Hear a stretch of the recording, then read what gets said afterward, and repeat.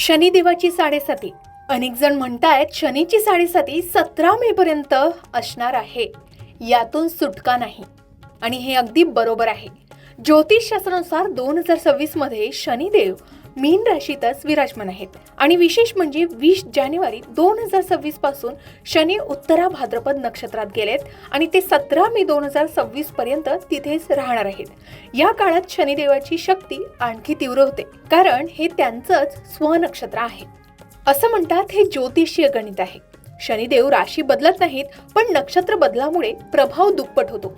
कुंभ, मीन आणि मेष राशींवर साडेसातीचा पूर्ण दबाव आहे. आता प्रश्न हा आहे की 17 मे पर्यंत साडेसातीमधून सुटका नाही, तर काय करायचं? आणि ज्योतिषांच्या अनुभवातून कोणते उपाय प्रभावी ठरू शकणार आहेत? चला सविस्तर जाणून घेऊया. तर सर्वात आधी खरं तर 17 मे पर्यंत काही राशीच्या लोकांची शनी साडेसातीतून सुटका नाहीच. यामुळे पैसे घरात येतील पण टिकणार नाहीत. खिसा रिकामा होण्याची ही भीती आहे. शनीच्या साडेसातीचा प्रभाव हा अजून काही काळ कायम राहण्याची शक्यता असून अनेकांच्या आर्थिक गणितावर त्याचा परिणाम होऊ शकतो.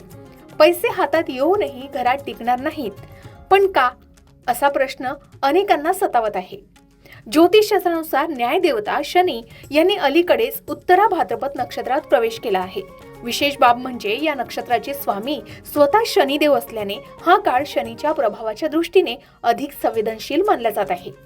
आता ज्या व्यक्ती आधीपासूनच कठीण टप्प्यातून जात आहेत त्यांच्यासाठी चिंता, दबाव आणि अडचणी वाढण्याची शक्यता वर्तविली जात आहे. विशेषतः साडेसातीचा प्रभाव असलेल्या राशींनी अधिक सावध राहण्याची गरज आहे असं सांगितलं जात आहे. आता सगळ्यात आधी कुंभ राशीवर साडेसातीचा तिसरा आणि शेवटचा टप्पा सुरू आहे.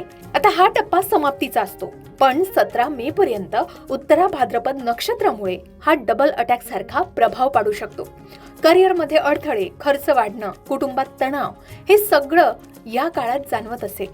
पण चांगली बातमी ही आहे की मे नंतर रेवती नक्षत्रात शनिदेव गेल्यावर हळूहळू सुटका मिळेल. अनुभवी ज्योतिषी सांगतात की कुंभ राशीवाल्यांनी धीर धरावा. हे शेवटचं परीक्षण आहे. मे नंतर नवीन सुरुवात नक्कीच होईल. दुसरी राशी मीन राशीवर साडेसातीचा दुसरा टप्पा सुरू आहे. हा सर्वात कठीण टप्पा मानला जातो. हृदय, पोट, भावना या सर्वांवर त्याचा परिणाम होत असतो.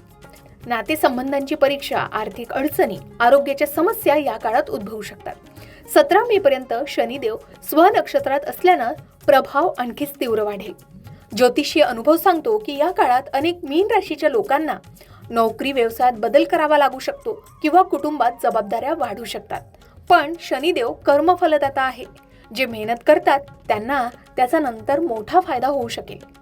एकंदरीतच त्यांना मोठं फळ मिळू शकेल.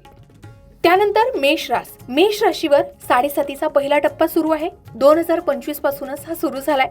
डोकं, मन, निर्णय क्षमता यांवर या साडेसातीचा प्रभाव मेष राशीच्या लोकांवर होऊ शकतो.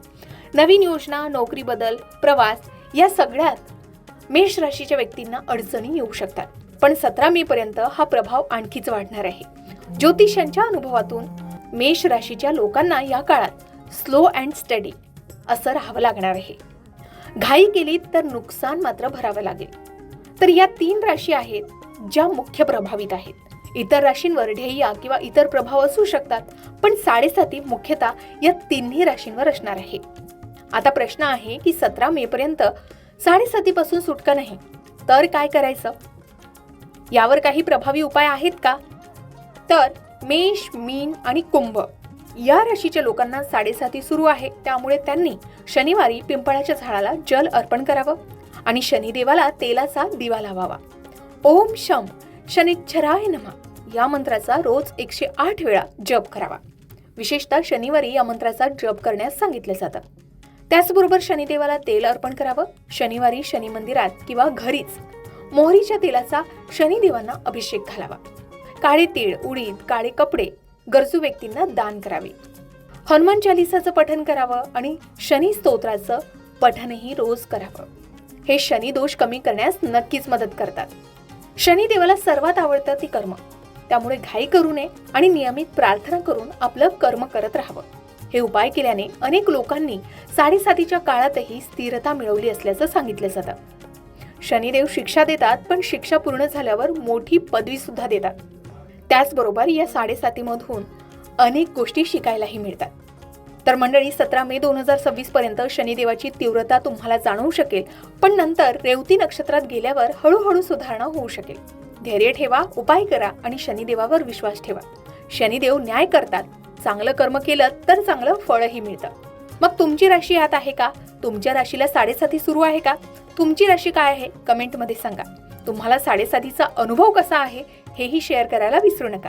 अशाच प्रकारे सणावारा संबंधित व्रतवैकल्य असतील, उपासना असतील, पूजाविधी संबंधित आणखी काही माहिती तुम्हाला हवी असेल, त्याचबरोबर वास्तुशास्त्र, ज्योतिषशास्त्र, अंकशास्त्र यांसारख्या विषयावर तुमच्या मनात काही शंका असतील तर त्या कमेंट बॉक्समध्ये नक्की विचारा. शिवाय तुम्हाला आणखीन कोणत्या विषयावरचे व्हिडिओ ऐकायला आवडतील ते सुद्धा कमेंट करून सांगा. या संबंधित संपूर्ण मार्गदर्शन तुमच्यापर्यंत पोहोचवण्याचा आमचा हा प्रयत्न आहे, तेव्हा कमेंट नक्की करा. अशाच प्रकारच्या माहितीपूर्ण व्हिडिओसाठी लोकमत भक्ती चॅनलला नक्की सबस्क्राईब करा आणि बेल आयकॉनला क्लिक करा, म्हणजे आमच्या नवनवीन व्हिडिओचं नोटिफिकेशन तुम्हाला मिळत राहील. तसेच योग्य आध्यात्मिक मार्गदर्शनासाठी लोकमत भक्तीच्या फेसबुक पेज आणि इन्स्टा पेजला लाईक आणि फॉलो करायला विसरू नका.